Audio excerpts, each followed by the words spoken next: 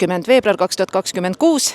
Lend Uku Jürjendalil hilineb veidikene, meil on aega täpselt 6 minutit. Marten, sina oled Uku sõber lapsest saati, milline mees on Uku?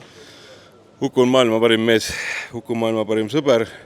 Ta on olnud eemal nüüd 2 kuud minust ja mul on tunne, et nagu ta oleks 2 aastat kestnud, ma olen teda väga igatsenud. No miks te näete Martenis ja tajute tõenäoliselt sellist suurt hingestatust, kui võib öelda suure mehe kohta, siis Marten on mulle lõunalauas öelnud, et Uku on reaalselt päästnud ta elu. Kui palju Marten sellest ise rääkida tahab, seda ma ei tea, aga võib-olla lühidalt.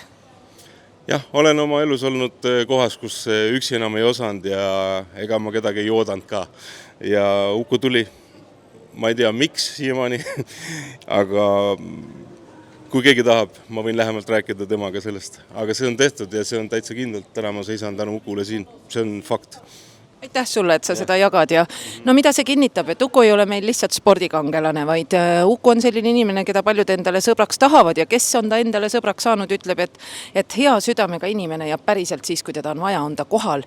Nii et loodame, et ta jõuab kohe kohale ka siia Tallinna lennujaama.